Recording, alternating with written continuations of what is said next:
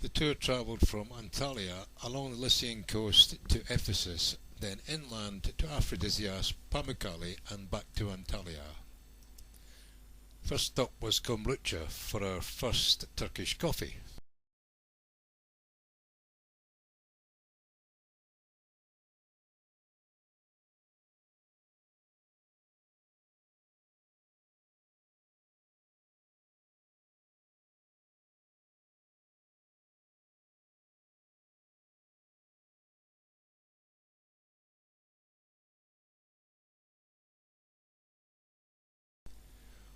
On to Mira, or Demre as it's also known as, and Kali.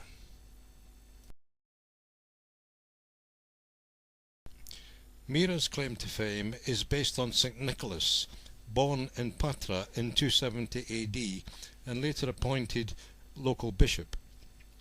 The Orthodox patron saint of sailors, merchants, students, prisoners, young girls and children, his Western identity as a genial old present giver is perhaps more familiar, that is Santa Claus, based on a story of the three daughters of a poor man who were left without dowries.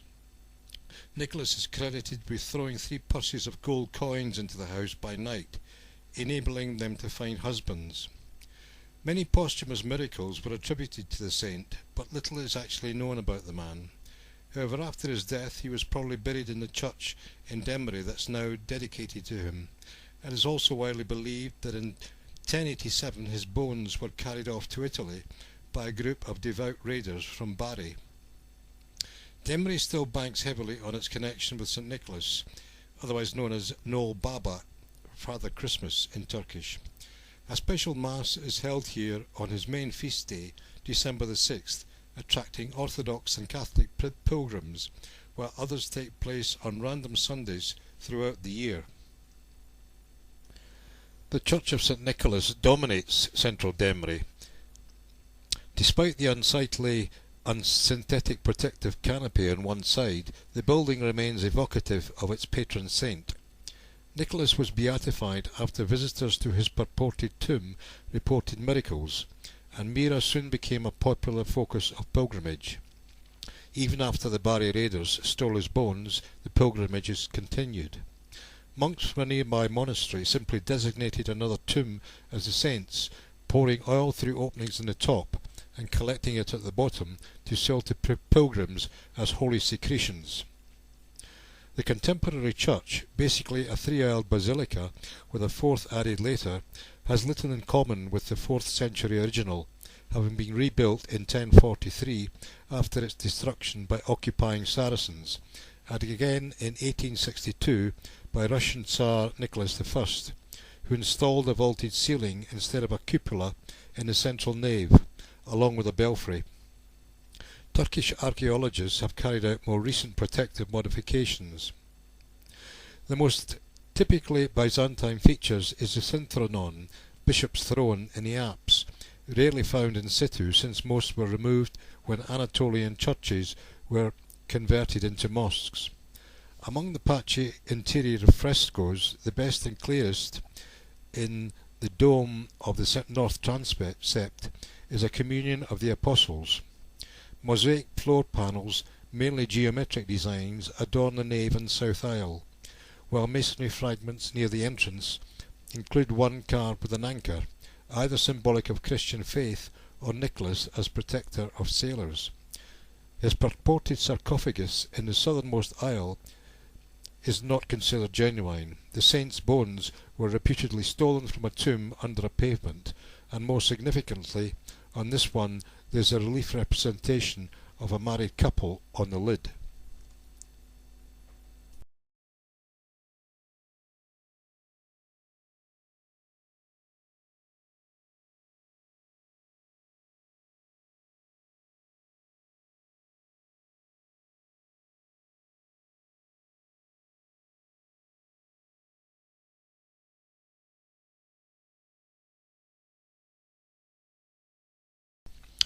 Most of the ancient city of Mira is still buried. The theatre was destroyed by an earthquake in 141 AD, but rebuilt shortly afterwards. Two concentric galleries cover the still intact stairs by which spectators entered the auditorium. The substantial chunks of carving lying around the orchestra and just outside, which once decorated the stage building, include several theatrical masks, a bust of a woman, and a Medusa head.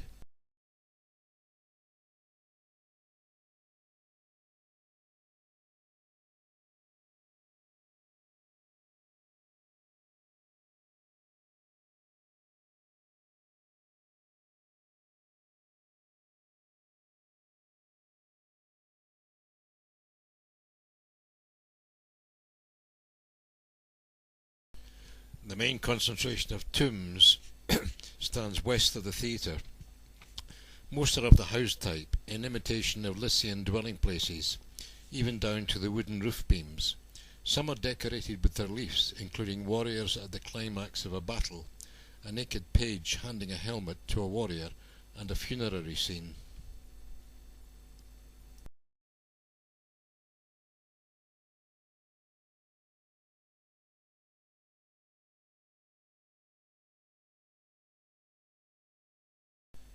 A ruined castle of the Knights of St. John is visible on the horizon from Uchagis, with the village of Cali below it, now a protected archaeological zone. Local ruins are submerged along the northern coast of Kakova Island. Known locally as Batik Zahir, Sunken City, they have not yet been identified with any ancient city. The underwater remains of stairs, pavements, house walls and the long quay wall can all be seen. And so on to Dalian. On the eastern bank of the Dalian River are two rows of tombs cut into the cliffs. Constructed for the citizens of Kaunosh, the tombs are mainly of the house type and date from the 4th century BC, with ionic columns and triangular pediments. Turtle Beach is Tuzu Plajit, which partly bars the mouth of the Dalian River, has for centuries been a refuge for breeding loggerhead turtles and is now a protected area. The significance of this endangered species has historically been poorly understood. Locals will attempt to lure the turtles for photographing by attracting them with blue crabs.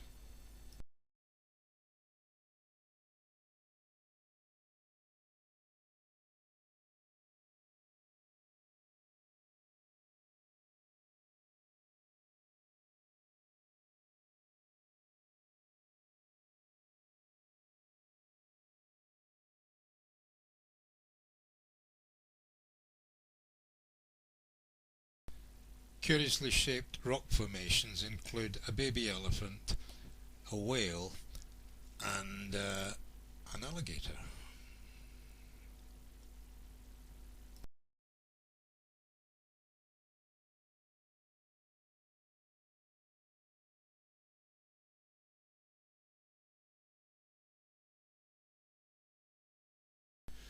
Too late for Turkish coffee here, I'm afraid, so we zoomed on to Ephesus.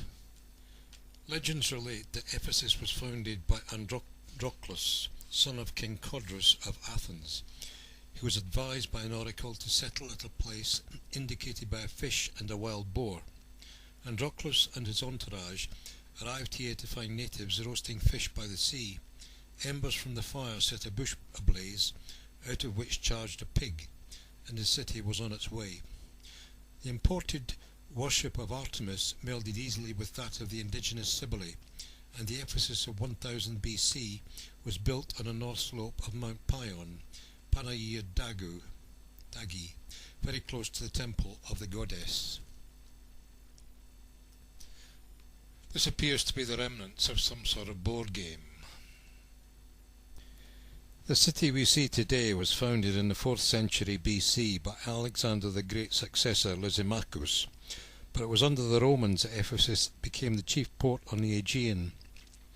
Most of the surviving structures date from this period. As the harbour silted up, the city declined but played an important role in the spread of Christianity. Two great councils of the early church were held here in AD 431 and 449. It is said that the Virgin Mary spent her last days nearby, and that St. John the Evangelist came from the island of Patmos to look after her. Signs of diasporan Jews are also apparent. The Temple of Hadrian was built to honour a visit by Hadrian in AD 123. The relief marble work on the facade portrays mythical gods and goddesses.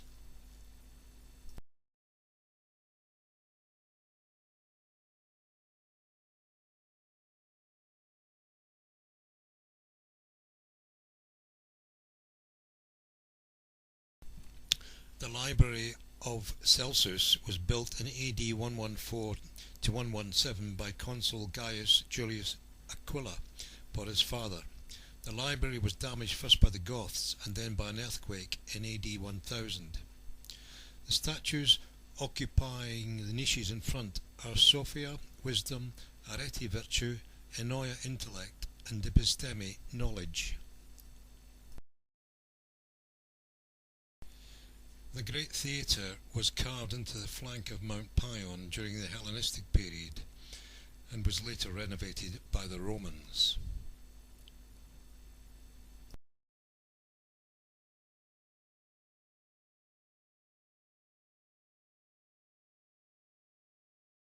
The 62 rooms of Ephesus's famous terrace houses, housed in a protective shelter and excavated by an Austrian team, form one of the world's best preserved Roman domestic environments.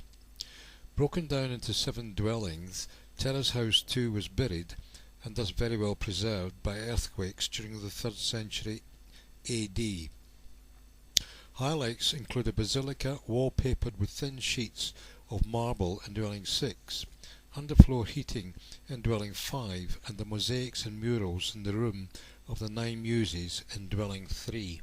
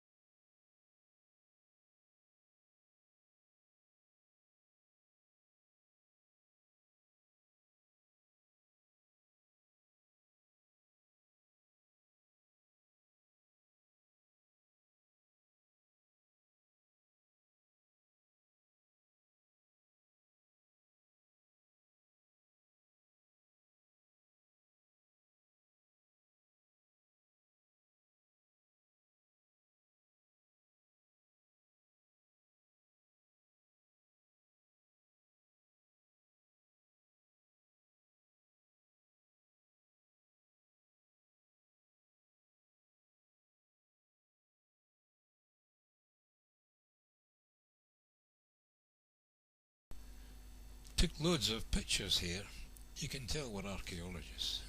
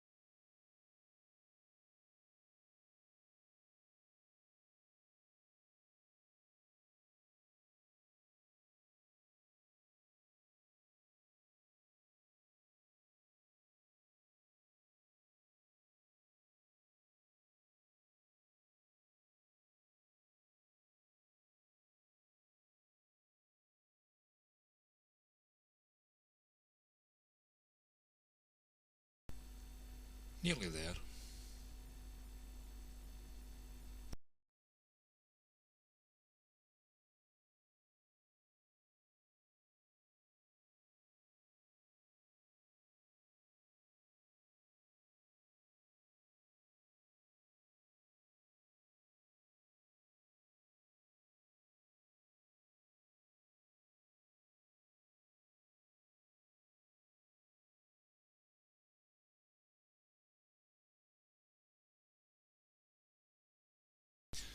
Several cups of Turkish coffee later were off to Aphrodisias. Aphrodisias was one of the earliest occupied sites in Anatolia. Neolithic and Bronze Age mounds have been found here, and there has been some sort of fertility cult here for just as long. The Assyrian goddess of love and war, Nin, became meshed with the Semitic Ishtar, with the Hellenic Aphrodite eventually assuming the goddess's combined attributes.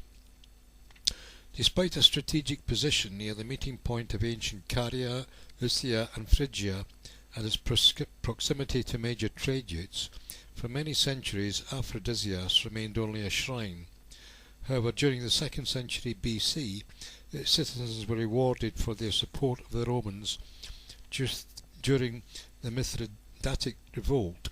Imperial favour bestowed, various emperors patronised the burgeoning city.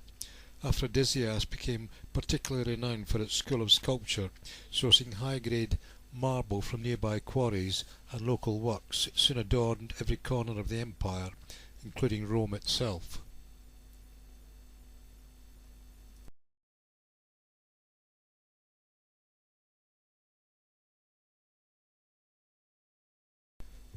Aphrodisias's museum houses a wide array of sculpture recovered from the ruins. Given that Aphrodisias met most of the demand for effigies under the empire, even what remains after the loss of originals and the spiriting away of works to city museums is considerable. Of interest is a relief of Tiberius slaying Britannia.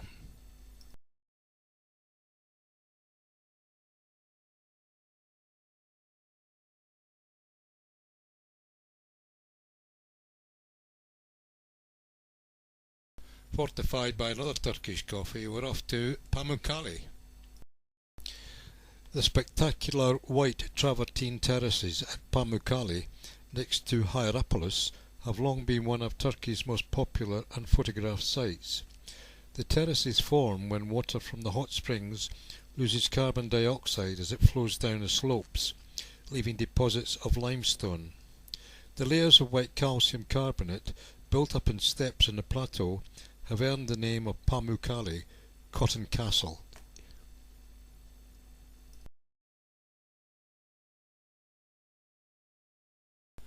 Turkish coffee and back to Antalya. Hadrian's Gate in Antalya was built to honour the visit of the emperor in AD 130. It consists of 3 arched gateways fronted by 4 Corinthian columns.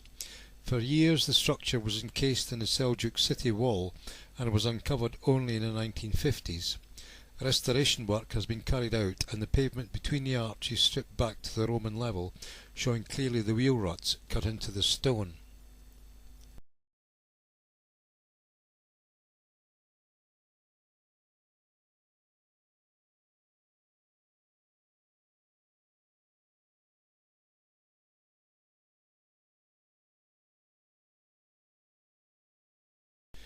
The relatively tiny and central old quarter of Antalya lies within the Roman walls and is known as Kaleci in Turkish, meaning within the castle.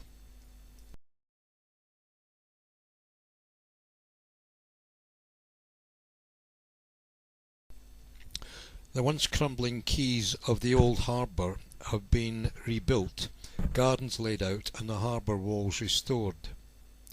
It's now home to day trip boats, some charter gullets and a few fishing boats. Not to mention several pirate ships and the odd stray dog or two.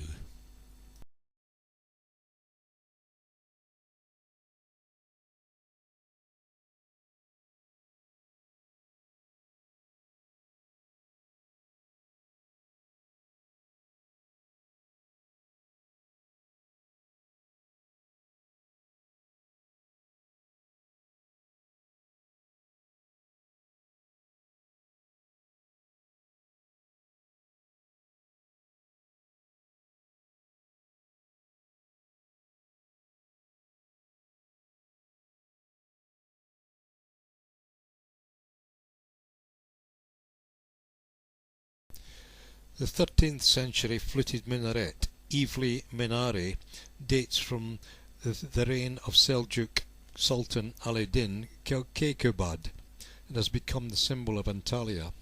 The red bricks were once decorated with turquoise tiles. The adjoining mosque is still used.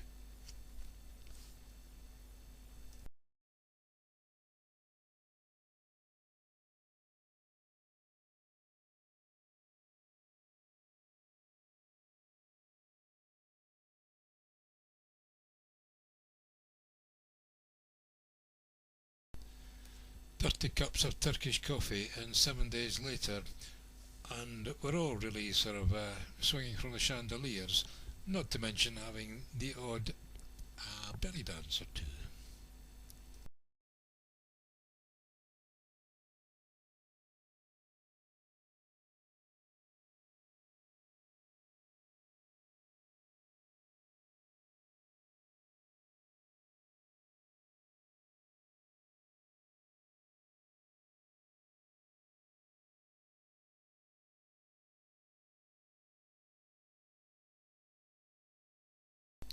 And so the sun sets on a wonderful trip.